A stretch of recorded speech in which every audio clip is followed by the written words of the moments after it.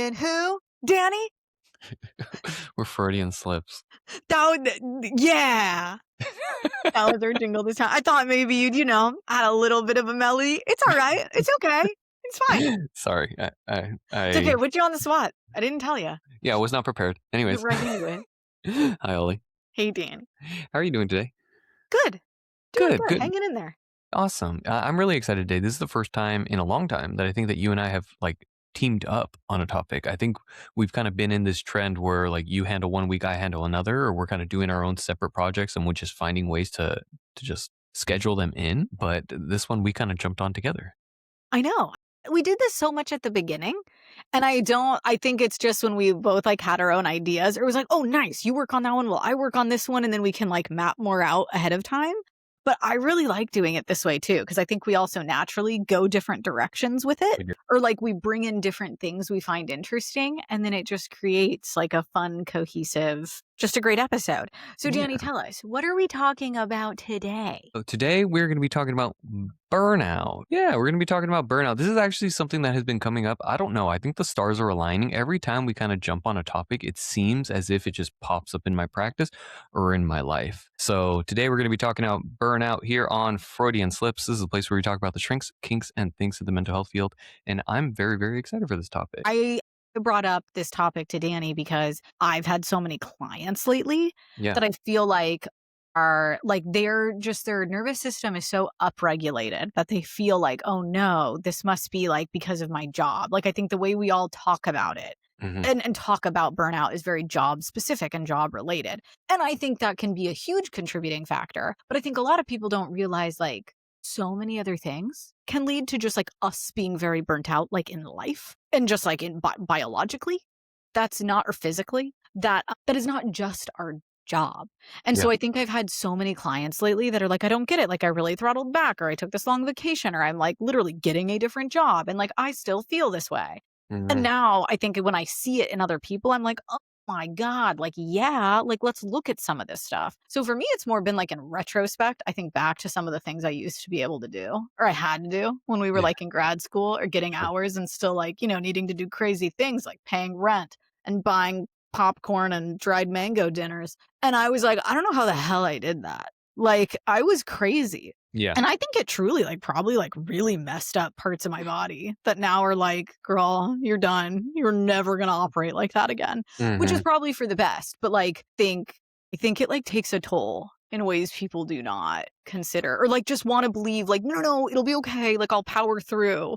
And it's oh no, your body will check you on that real quick.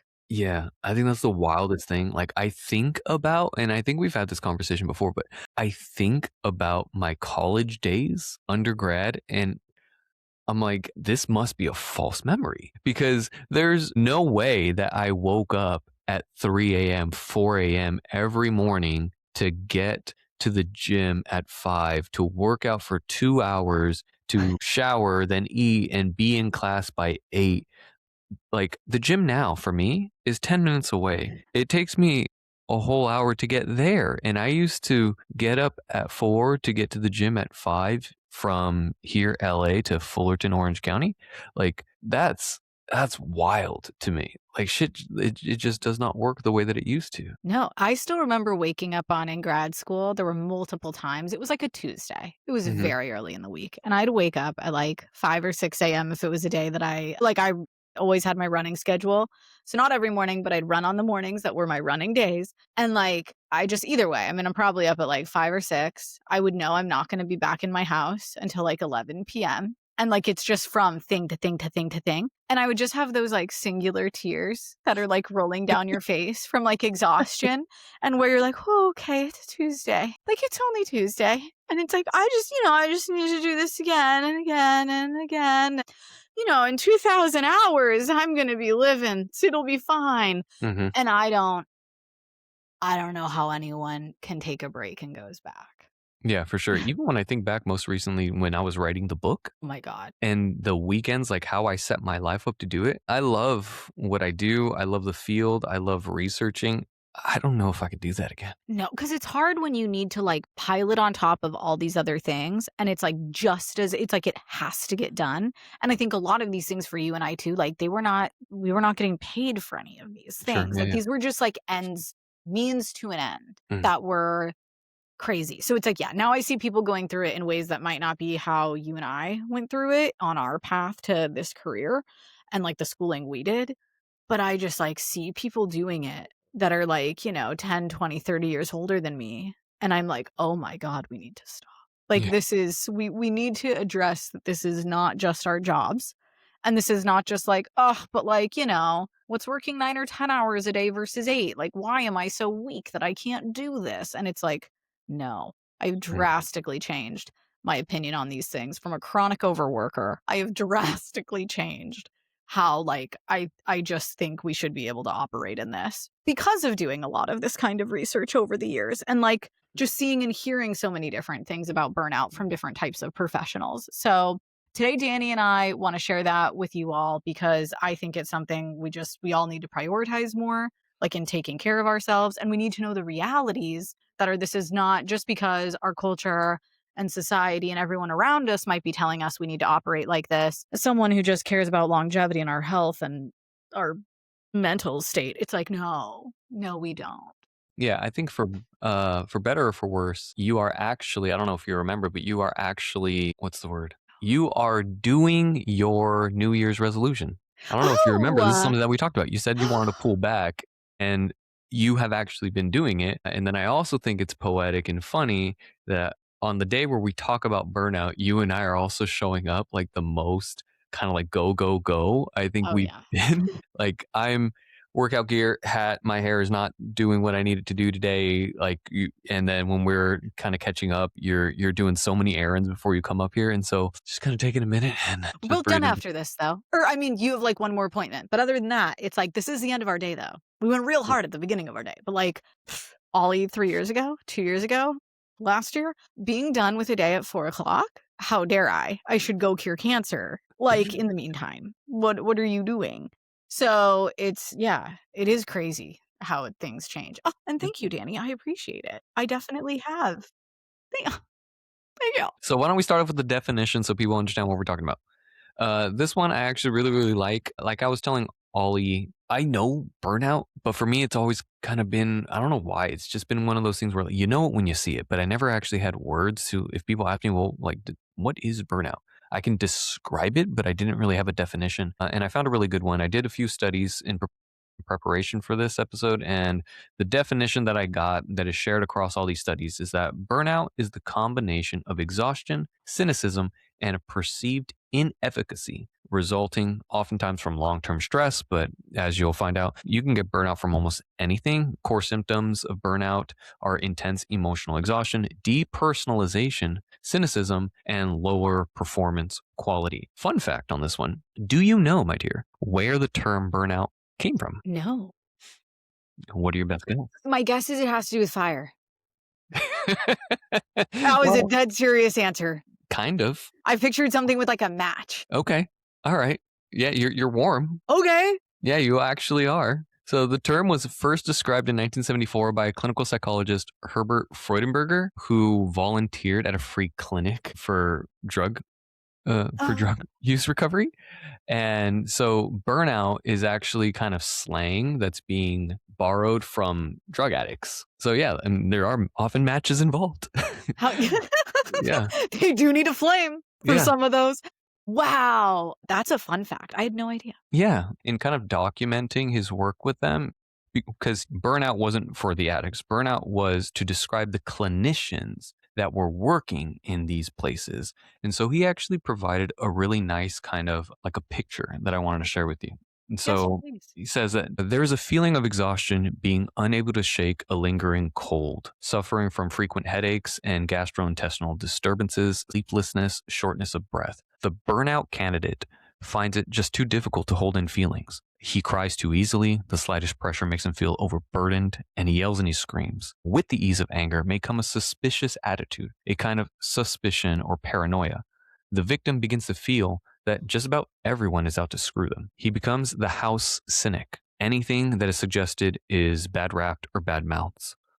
A sign that is difficult to spot until a closer look is taken is the amount of time a person is now spending in the free clinic. A greater and greater number of physical hours are spent, but less and less is being accomplished. He just seems to hang around and act as if he has nowhere else to go. Often, sadly, he really does not have anywhere else to go because in his heavy uninvolvement in the clinic, he has just about lost most of his friends. Aw. Hmm.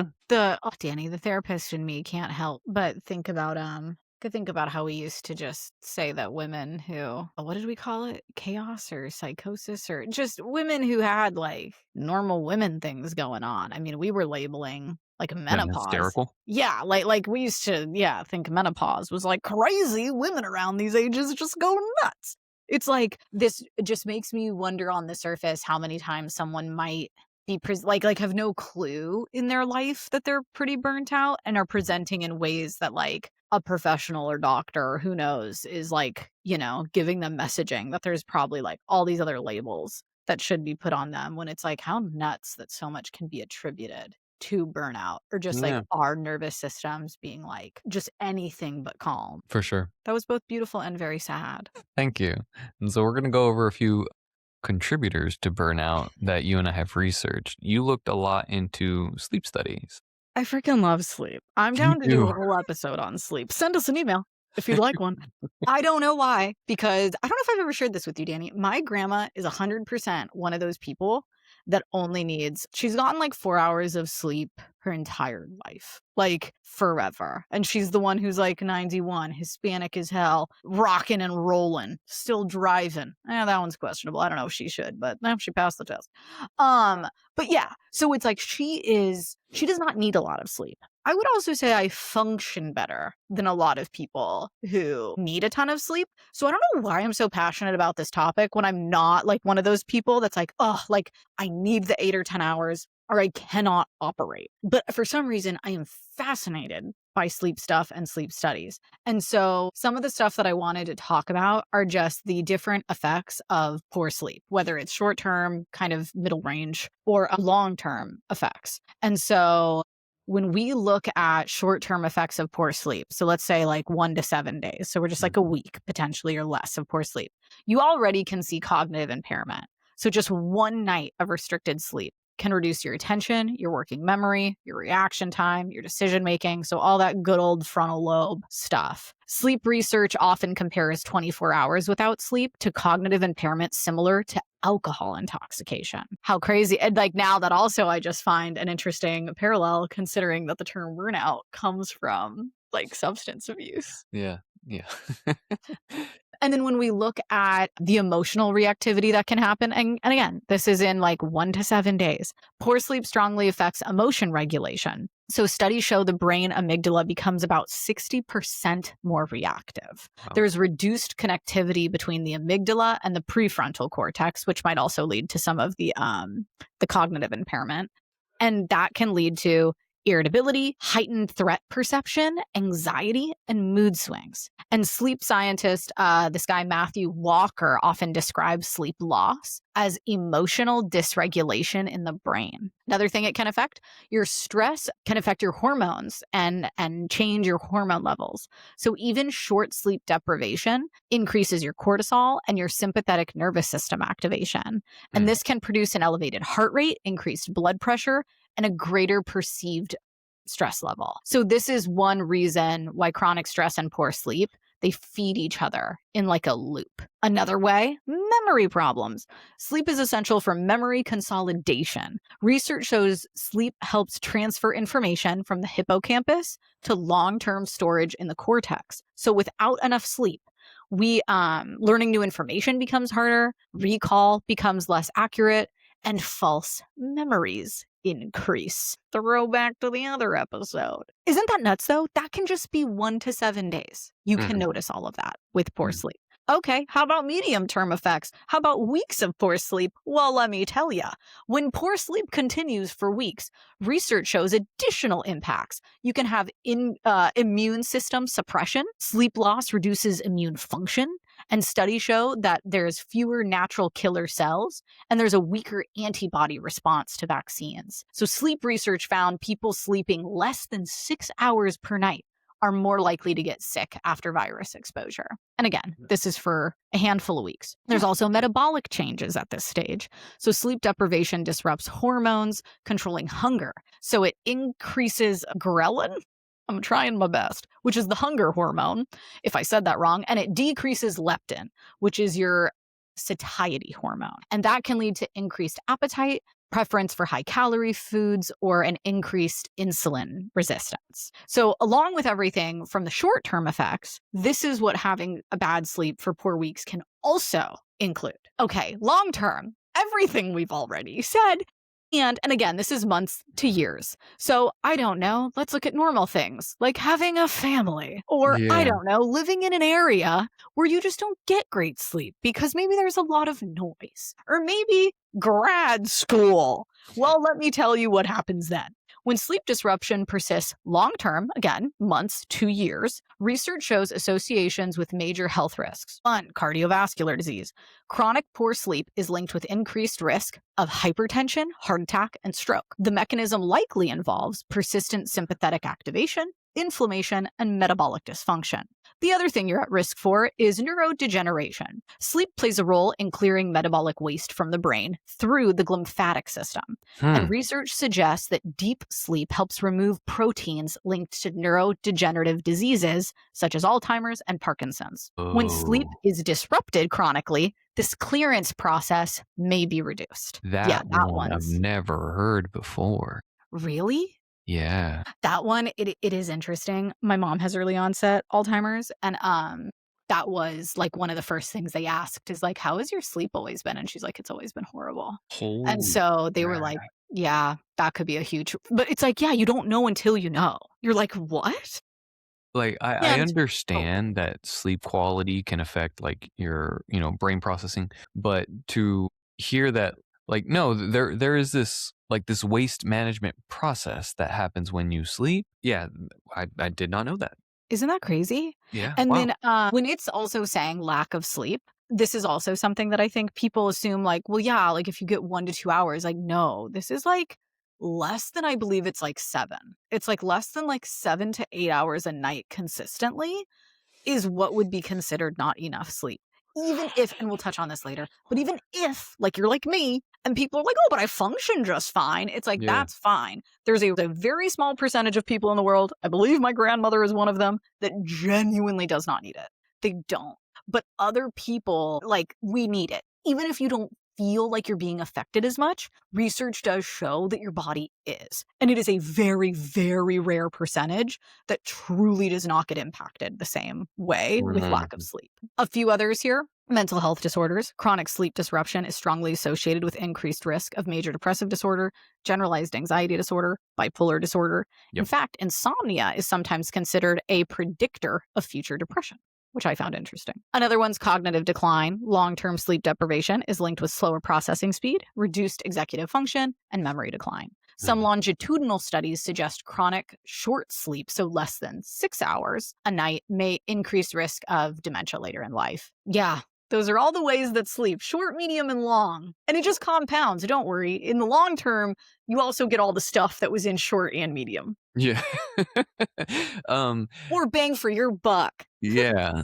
I think what really kinda sticks out to me is how some people listening to this just may not appreciate the how small long-term effects actually is, or Yes. how big little sleep actually is. Like you said a minute ago, some people assume, "Oh, well, like, little sleep is like 1 or 2 hours. Yeah, I'm not gonna." No, it's actually not that extreme. Yeah. And, like, you think about it in such, like, moment to moment. So, like, yeah, this week is really, really bad. I have, like, 80 hours this week. I have a huge project, but next week I'm gonna go on vacation. It's gonna be, and it's just like, but that's your life. Like, you have this life of constant, like, sleep deprivation, which you don't, like, gain back when you go on vacation. So long-term effects, what you just went through, is a lot more common than I think people understand or would like to admit. Yeah. Yeah. Well, and to your point, Annie, so, like, that concept, right, of, like,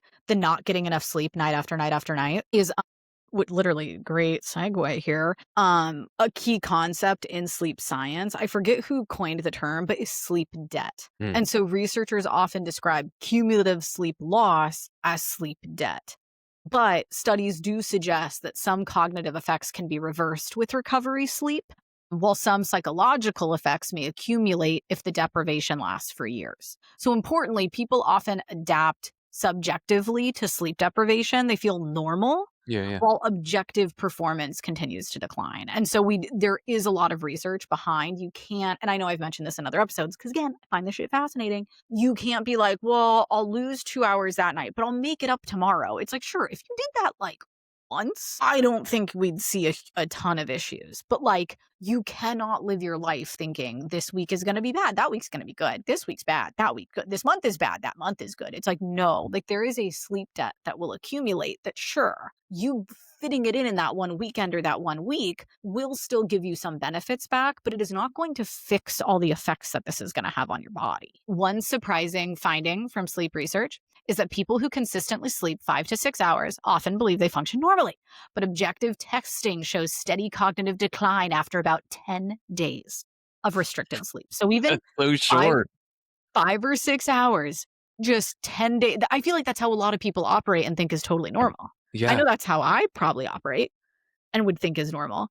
No, that's literally like, we're all failing. So, chronic hyperarousal disrupts sleep architecture. So, in healthy sleep, the brain cycles through structured stages called sleep architecture, which is light sleep, Mhm. deep sleep, or like slow wave sleep, and REM sleep.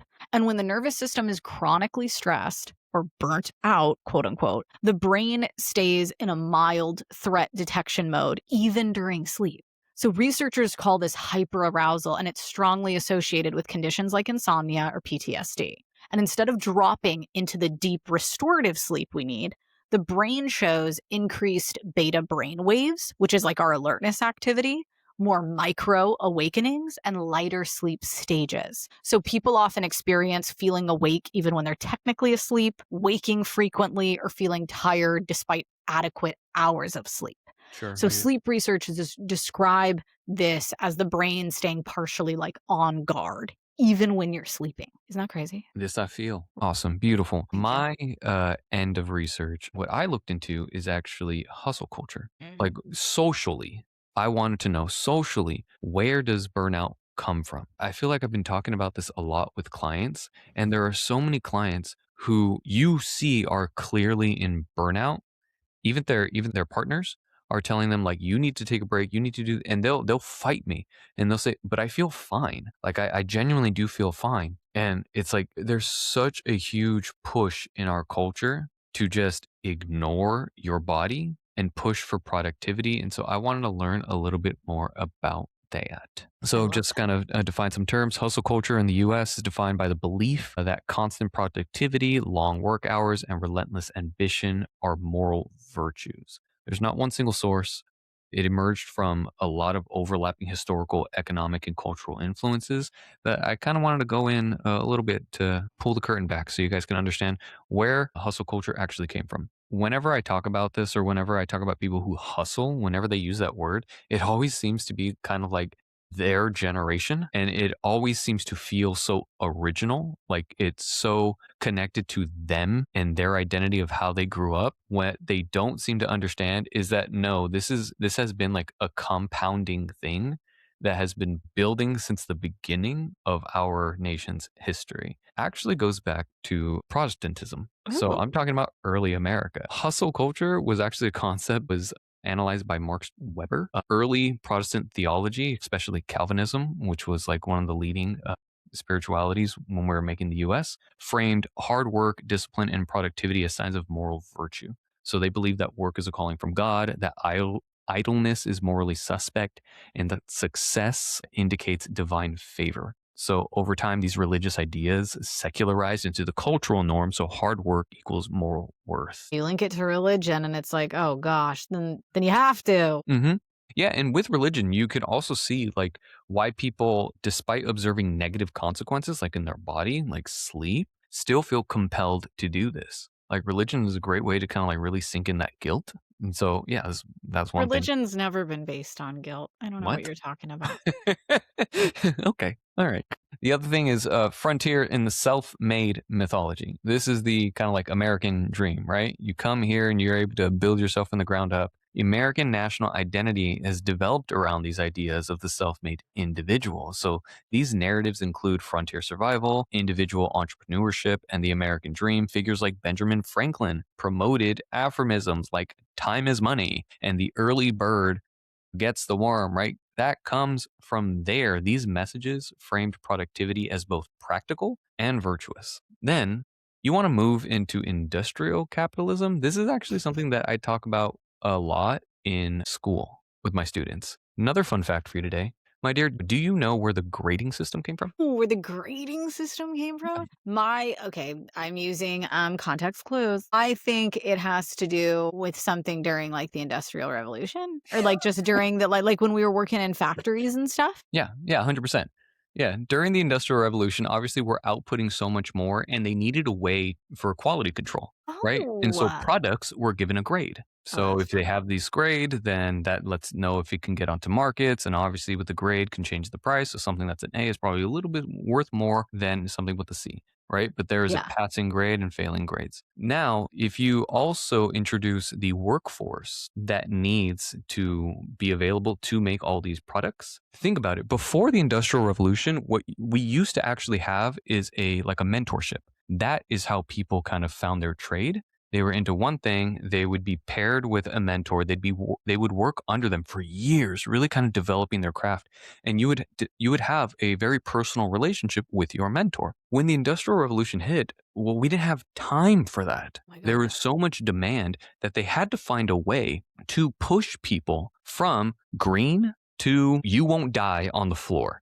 So they needed a way to, again, quality control that. Enter the grading system. They applied the grading system of products onto people. And so that's when instead of one on one mentorships, we moved into doing tests, into quizzes, into all this stuff. If you had this grade, if you get this grade, then you can go on the floor, then you can start working. This is how we pushed people. This is how we built up the workforce that we had today. And one of the only ways that we knew how by treating them like products. One day I wanna take an Adderall and just completely redesign how I think the education system should Mm, be on every end, go through every subject, every grade level. I'm so passionate about this as a topic. yeah. So, one day. Ah, During this and during the Industrial Revolution, to adjust to the workers, to the demand, to how do we kind of manage all of this, this is when factories also introduced time discipline, where they had wage, labor, and productivity metrics. Really moving away from that mentorship meant that like one person, the person who runs the factory, had to find a way to make sure that everybody was being compensated appropriately. And like, how do you do that? yeah. And so that's where we got this. So industrialists like Frederick Winslow Taylor, he developed scientific management, which aimed at maximizing efficiency and output. This reinforced the belief that human value could be measured through productivity. Now you understand why getting an A is so important to people because there is a value measurement attached to it that has just been a part of the messaging. Where's the messaging C's get degrees? Bring that back. That was real. That's the messaging of the losers. Corporate mediocrity. So after World War II, the U.S. developed a strong corporate career culture. So the norms included loyalty to employers, climbing the corporate ladder, long hours as a proof of dedication. If you look at late capitalism and economic insecurity, so I'm talking about 1980s onwards, there was also several shifts that intensified hustle culture. So we had the decline of unions, wage stagnation, rising inequality. Workers increasingly felt pressure to work harder just to maintain stability. I talk about this all the time with clients. When we're talking about a work life balance, they'll give me like okay, I'm going to do X, Y, and Z, or I'm going to decline this project. I'm going to cut my hours, or I'm going to be firm. If I'm a 9 to 5, then I'm going to make sure that I leave at 5. Sadly, one of the questions I always have to ask is, if you do that, will there be repercussions? It breaks Yeah. my heart that I have to ask that, but obviously I want to root people's work in reality. And so I need to know, you need to know, if you do that, will there be repercussions? And are you okay with that? And sadly, people will respond, well, yeah, if I do cut back to strict 9 to 5, I'm going to lose my benefits. If I do decide to, not do this project, then they're going to kick me off of the team. Then this can happen, or then this can happen. And it's just like, that sucks.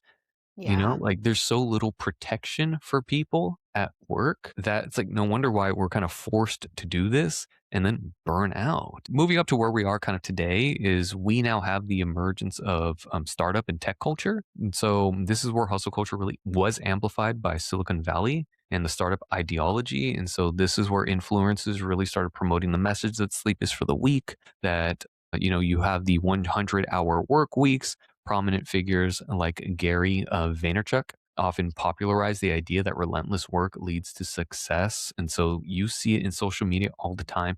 Everyone is talking about grinding. Everyone's talking about their side hustles. Everyone's talking about constant optimization. Social media also plays a role in this. Platforms like Instagram, TikTok, LinkedIn, they intensified hustle culture by rewarding visibility productivity. So, I mean, we are subjects of that as well, trying to Yeah. build this where we have to keep up with how much everyone else is producing. It promotes the rise and grind content, and it turns personal branding into work. Social comparison creates a huge pressure to perform productivity publicly. So just kind of taking a little break there. What So runs through your head? depressing. This is so depressing. I Yeah. have, and see, it is funny because, like I said, I'm not trying to be a hypocrite. I'm a chronic overworker. I cannot sit still. But like I have so many clients that are in that the like tech boom, startup-y, like kind of space. And I just that level of like, sure, like let me decide my own demise. Let my dumbass wake up at 5 to go on a run to be like, I'm gonna mow the whole yard for no reason on a Tuesday. Like, Mhm. let me decide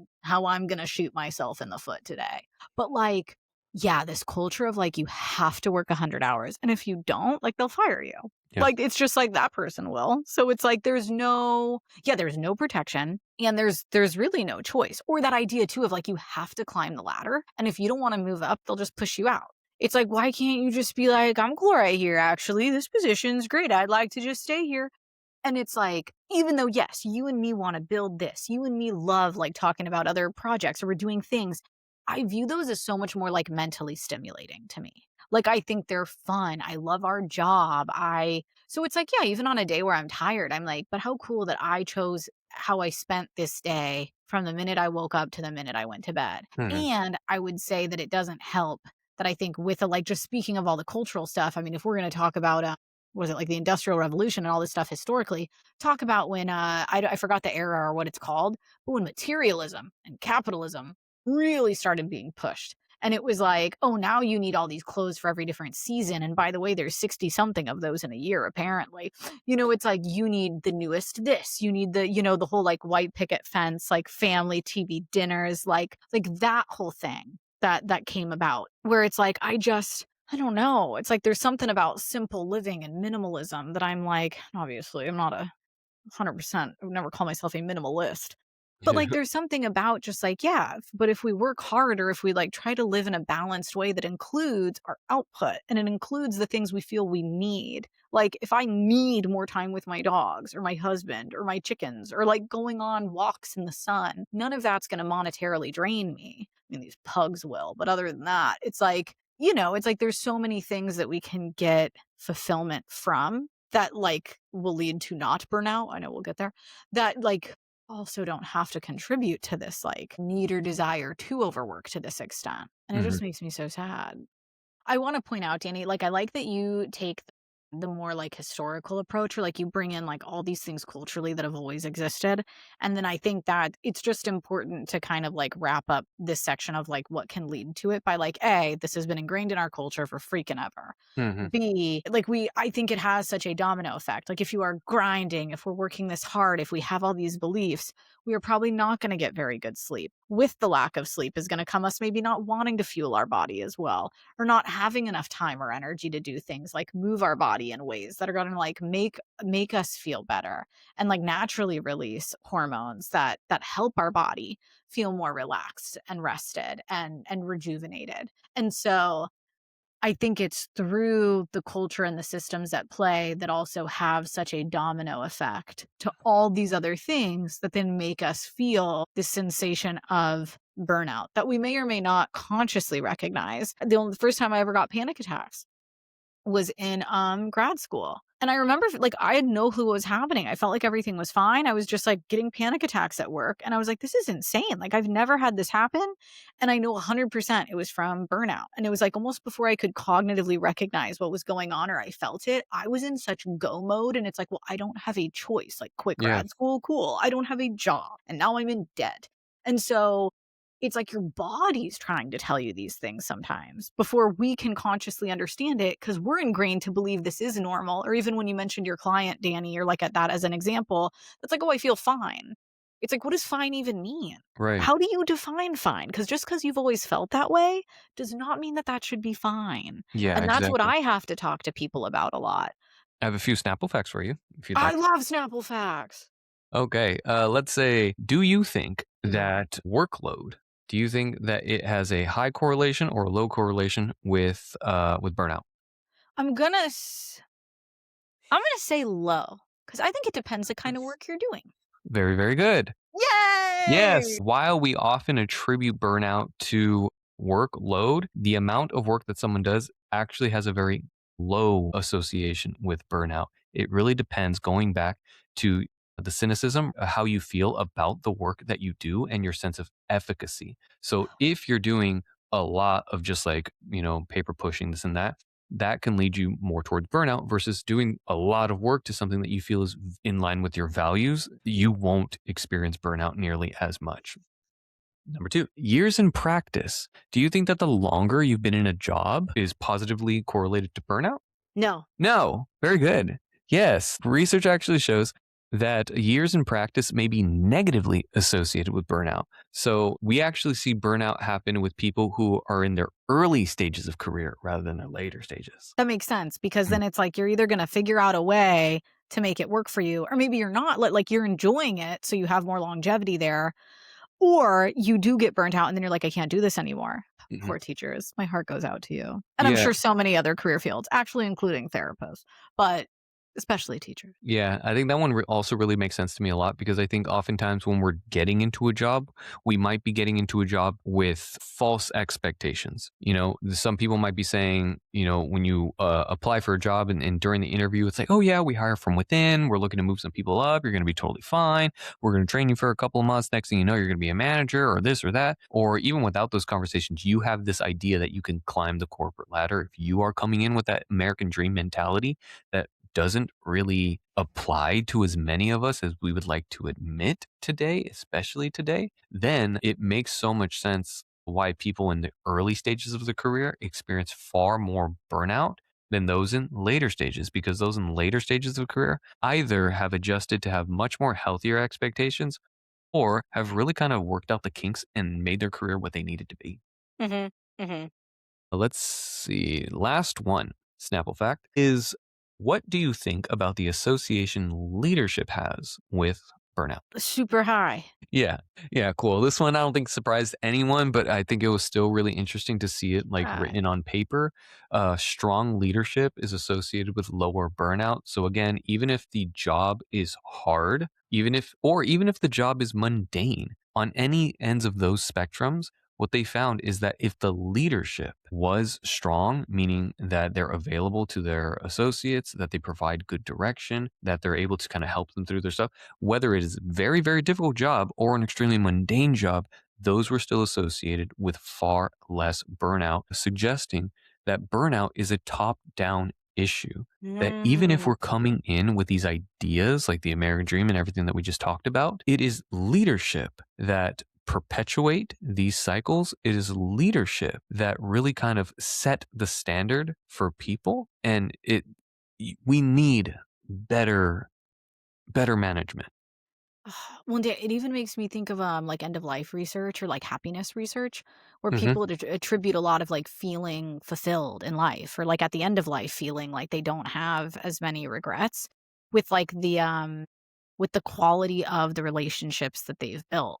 And so I Yes. imagine if you have mentorship or someone who's above you who's, like, motivating or who, you really respect and who you think is kind, or even if they, they're telling you what to do, you trust their input and their value system and their morals. Like, to me, it all relates to how we're such, for the most part, we're all relational beings. Like, we need to have, like, we crave these, like, positive interactions with other people, and to just, it exists at every level, Danny. We never Yeah. get away from it. So what do we do about it? Okay, here is what I think we need to do about it. Let me go back up to sleep since that's the last thing I was talking about, and I'm clearly obsessed. So, just to get us done with the sleep topic, the realities of fixing your sleep are not as easy as I think some people want to believe. Recovering from short term sleep loss, which is, we're saying now it's like, let's say 1 to 3 nights.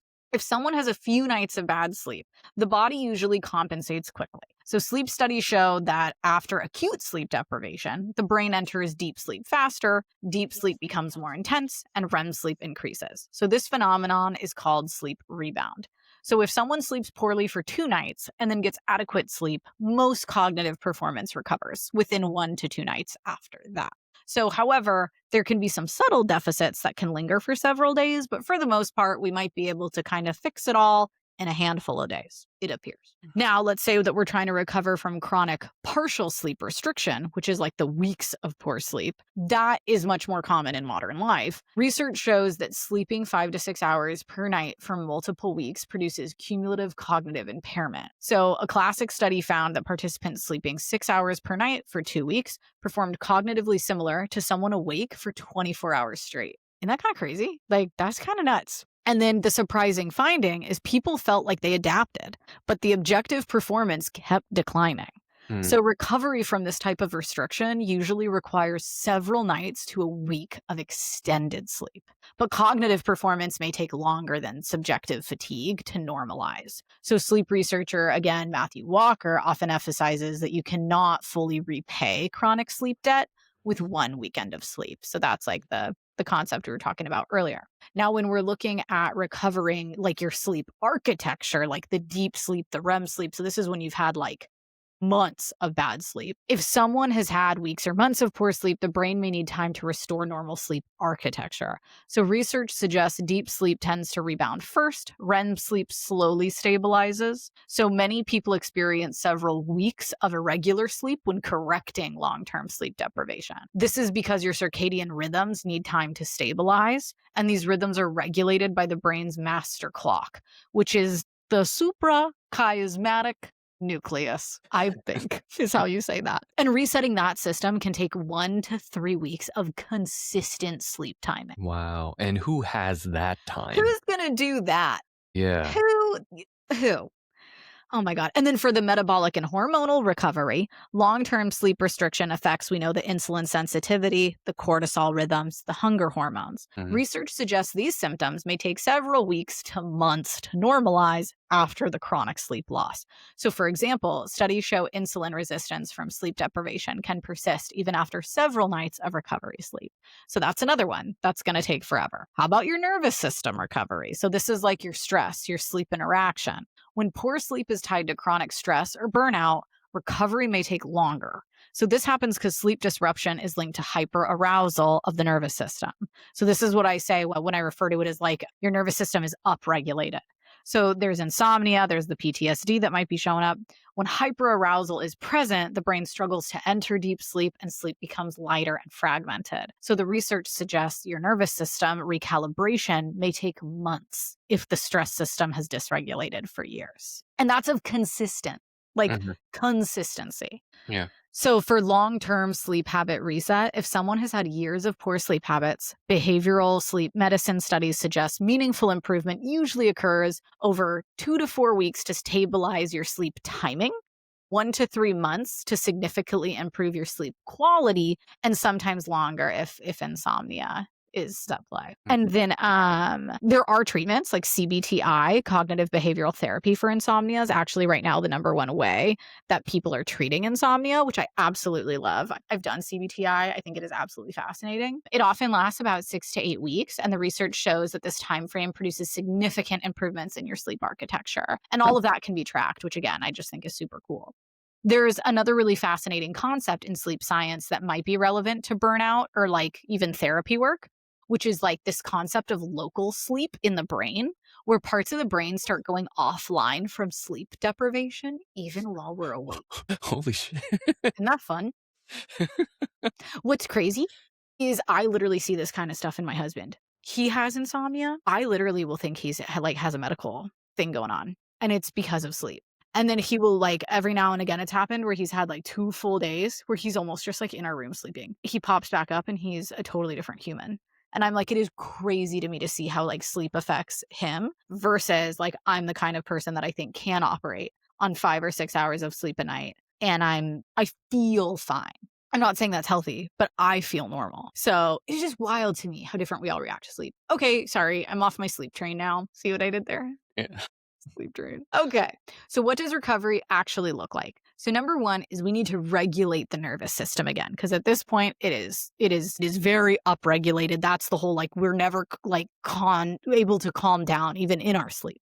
So if someone has been in a sympathetic activation, which is kind of like that fight or flight for years, again, even without feeling like you're putting yourself in fight or flight, the first step is often retraining the nervous system to tolerate calm. So, methods that therapists might recommend are slow breathing practices or long exhale breathing. Because when you exhale for longer than you inhale, it sets off your autonomic nervous system, which will naturally release hormones to calm your Mhm. body. I like tell every client I've ever freaking had that.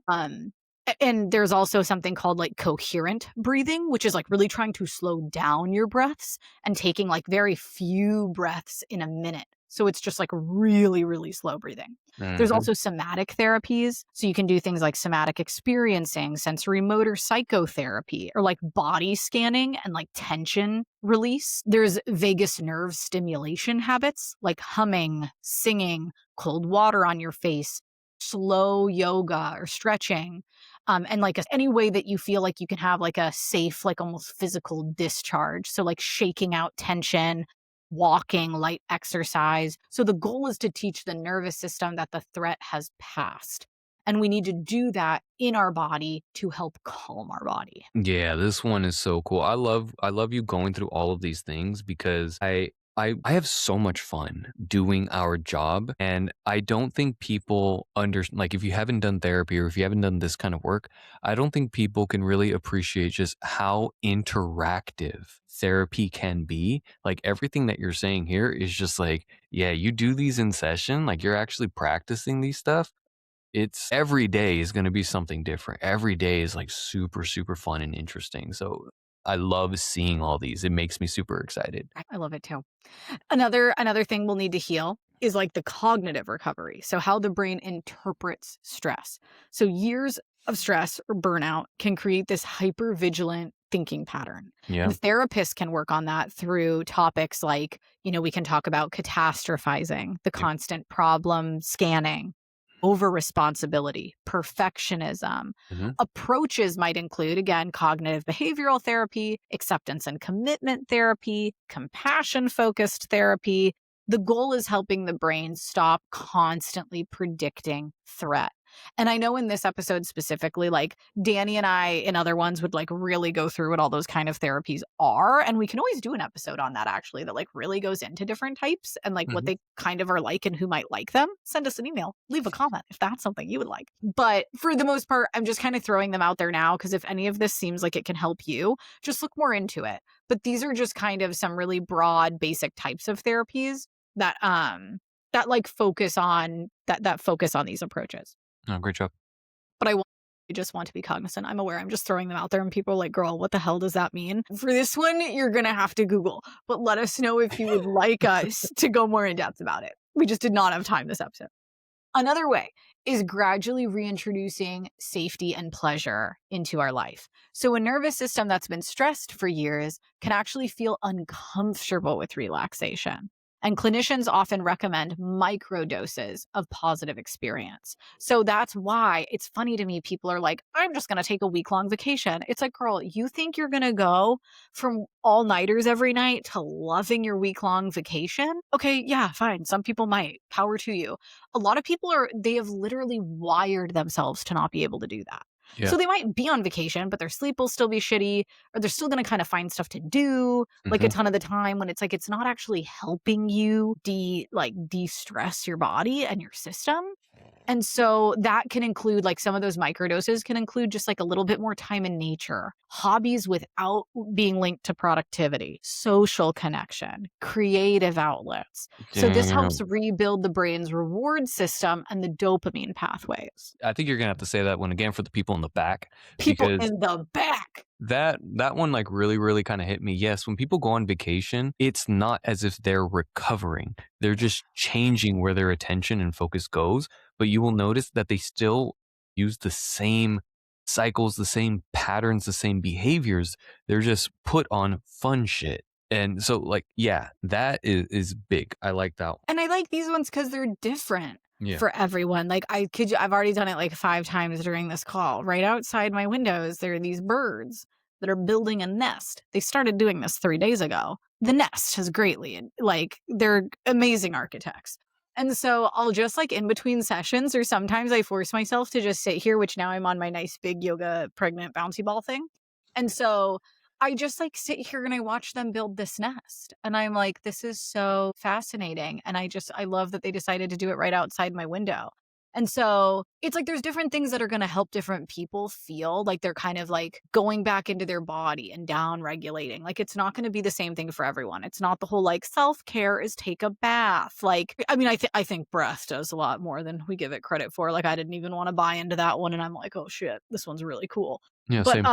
but you need to find the ways that resonate with you in terms of how to do it. So time in nature does not mean you need to like hiking all of a sudden. It's like go sit on warm grass at a park or something. Read a book. Like just like see what works for you. See what you do that you're like, "Oh, okay, that was actually a really nice 10 minutes." Like that is going to help tremendously when you treat it like a vitamin and Mhm. you keep implementing it. And so, okay, next one. We also need to address the source of the chronic stress. So, burnout recovery often fails if the original stressor stays unchanged. And this is what I think Danny and I were saying at the beginning feels a lot like everyone nowadays, or just like maybe what is very culturally like popular now is like, it must be my job. And it Mhm. might not be. Psychologists may explore boundary problems, chronic caretaking roles, a Yeah. trauma history, high conflict relationships, or work culture.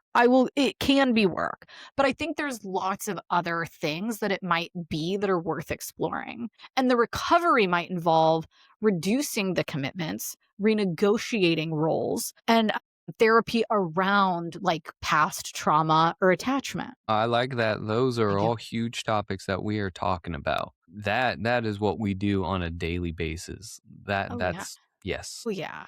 It's oh, it's so true. Okay, Danny, why do we care? Why do you care? Why do we give a shit about people feeling so burnt out? I think that this topic really kind of spoke to me. There's so many like wonderful things that came out. I care because I see this as such a systemic issue. You know, it's like I said, you see it, you know it when you see it, but it was difficult for me before I did the research to really kind of like put my finger on something. And like I said at the beginning, or like at some part in this episode, it really is like a chicken or the egg thing. Getting into a stressful situation can really do things internally that then lead to burnout. But also, sometimes burnout is just so ingrained in our culture, is just so ingrained in who we are as a people. I want to help people change this. It's something that, especially as like a mental health professional, right? And as an educator, it's so sad to me that those of us who are working our ass off to help you, the client, recover from your burnout, so many of us can't even pay our bills. Insurances are nickel and diming us, taking every single opportunity they can to claw back or deny a claim. You have to meet quotas. We've talked about that before. It's so sad to me. Like the people who are preaching self-care and work-life balance are often the ones who have the least amount of self-care and work-life balance. even as private practitioners, you and me, having built our own businesses, it's taken a lot for us to get to where we're at. And it has also taken a very specific practice to stay where we're at, to stay successful and to stay healthy. I think because of burnout and because I take it seriously, I think is why I really practice breaks. I know that this is becoming a lot more popular, that people are starting to say that like sleep is a part of the work. It's not a reward. Like taking a break is a part of productivity. It's not something that you get after a project is done. It's something that needs to be done in between. This is something that I notice I'm practicing a lot more. I'm really trying to drill into my students. Needing to take a break is something that people need to learn to do. Patience is something that people need to learn. The way that I've really kind of maintained health throughout the very chaotic business that we run has been by learning to be calm in the lull. When we were talking about this earlier, Mondays and Tuesdays right now are some of the heaviest days. I can see 15 clients, I can see 16 clients just within those 2 days. And then there are days where I have a client at 10, I have a client at 3, and then I have a client at 7, and I'm just in my office for hours at a time. That can be so anxiety driving. How I stay away from burnout is by learning to practice in those times. How do I regulate myself? How do I soothe myself? How do I feel okay experiencing pleasure? And so I'll read books, I'll read comics. Like I actually have things in my office that are games for me, not for my clients. I don't see kids. Like you'll walk in there and be like, "Oh, he works with." No, I'm telling you guys right now, those are actually my toys. Those are for me. It's because of that I think I've been able to last this long and be as happy as I am, because burnout prevention, burnout protection has been a conscious practice of mine. I think people need to know this and need to be active in it, because like the culture isn't going to do it for you. Your workplace, your leadership oftentimes will not do it for you. And even if they do provide you an environment to recover, to practice good work-life balance, the messaging that we've received and have internalized over the years is going to be the thing that you're fighting. And so you need to be aware of it and you need to be active in it. That's why I care about Oh, okay, were all these bullet point things that I'm not gonna say anymore because now I'm like, that was such a better answer. it. Because I think, because I'm with you, Danny. I care because A, I see so many people come in with the unrealistic expectations of what it really takes to fix it. And I Yeah. want people to know, A, all the different things that could be leading to it that especially is not, I'm glad that we are talking about it now and we know it can be work, but it can also be so many things other than work. But then also, like, how incredibly hard it is to fix and how Yes. long that can take and how, like, much of an active choice that needs to be every day. And then your answer, I don't know why I'm hormonal, but, like, I just think of, like, yeah, like, my grandpa was an engineer who fled, like, Mussolini, Italy. My grandmother worked in See's Candies and was, like, from a impoverished town in Argentina. It's I just feel like with the jobs we have and being this lucky to even do something that we love and something that, like, we can do from pretty much anywhere, like, we can do from home now, which even when we started this job, I had no clue that would have been an option, you know? Yeah. It's like, I just feel like it does a disservice to, like, everyone who came before. It's like, I have such a wonderful opportunity to, like, truly live a life and not just, like, work or be in a position where I feel like I have to, like, bend over backwards and kill myself for what? Like, to work-wise. For what? Like, that just doesn't I don't wanna do that. And it's like, I don't know, I just think when our editor, is like, "Hey, Ollie, wanna fit a walk-in today?" Or like, "We should go grab lunch." It's like, if I can, or if anyone if my family's in town from Spain or whatever, and it's like, "Oh, they're just gonna be here for this one day to do dinner. Can you guys make it?" And it's like, how am I gonna feel if I don't do those things? Mhm. What really will change in life if I don't move a few things around to, like, be there with people I love, or to, like, pet my dogs for a little longer, or, like, hang out, like, with chickens that free roam my backyard that are just, like, kind of fun to play with. I'm like, "When can I do this again?" It's like, I wanna spend my time doing that, and it's like, so I think when I see other people being so burnt out, like, there's a part of me that's like, they don't have to wanna fix it like I wanna fix it or live the life I wanna live. or be down to freaking leave California because as 2 people that work for themselves, it's not happening for me here, and that's okay. I'm gonna do it in Idaho. But, like, they don't need to want that too. But it's like, I want people to know there's another way. And it might be a way of life they never considered, or I think of all the couples I've worked with that even with finance it, they're drowning in their house, let's say, and they're thinking like, "Oh my god, okay, like, maybe we could we'll never go out to eat again and we'll do this and we'll do this and we'll do this." And it's like, okay, let's just throw out there, what if we sold the house? Like, and it's like sometimes even when they just consider that as an option, I'm not saying Mhm, everyone will want to do that, but for some people, it's like they never even let themselves think of that. And it's like, oh, well, if we did that, we know what rent's like in the area and it's like it would be fine. And, like there's some great spots near us actually. We'd pay off all of our debt. We could actually go out and eat whatever we want whenever we want it. It's like, okay. So like what kind of life do you want to live? And I think if you actively are like, nope, I would trade this every day to feel these panic attacks and this level of burnout. Everyone has a right to make whatever decision they want. But mhm, I just don't feel like I'm being morally ethical if I didn't want to like preach to people that there is some other way. And it doesn't need to be Danny's way and it doesn't need to be my way, but like please don't think you need to live like this to be happy. Because I think if we just let ourselves see that there's such a big world out there and there's so many opportunities, like there is probably a way you can make this work and wake up happy tomorrow. And maybe you haven't done that in like 10 or 20 years. mhm. Okay, I'm done. No, That was that's my beautiful. hormonal speech of the afternoon. I love it. Yes. Come and talk burnout with us. Yeah. Like, that is a real topic. Even if you haven't identified as having burnout, I think more people are actually experiencing it and not noticing it. Well, I think that's why a lot of people come to therapy because it's Yeah. either like I'm fed up at work, I'm fed up Yes. with this dynamic in my family. I can't handle this anymore. It's like sometimes it's like when people are finally like, "Oh, I just couldn't take it anymore." What do you think that is? Mhm. Like Yeah. that's your body's trying to tell you something. Yeah, and we are challenging people to make real change.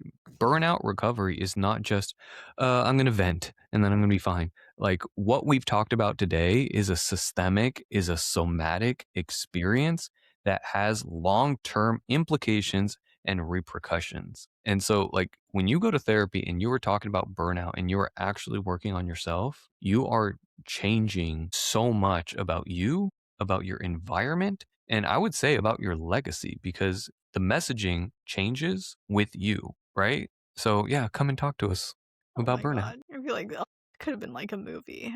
That could have been like a whole section in like a really motivational movie. We are essentially pastors. We are pastors of burnout prevention. Anything else? No, that one was so good. I love Awesome. when we do them together. I love research. We've just been in such a researchy mood. It's just been such a great time. And I just really hope that this helps anyone out there or if you know someone who's suffering from burnout, hopefully we gave you some ideas or like things you can try, types of therapy or resources that might help. Like just hopefully you're able to gain something from it. And if not, maybe you're not feeling burnt out, but you're like, oh, damn, now I really don't want to start to feel burnt out. Or if I notice it, like I'm going to attack that right away Mhm. because this is not something to be played with. That's all. How about you, Danny? No, Any closing thoughts? no, no. Even if you don't, even if what you're experiencing, you feel fine, I think still going in to work on just prevention and maintenance is important. So, yeah, no. Agreed. Awesome. Yay. See you Oh, next week. see you next week, Danny.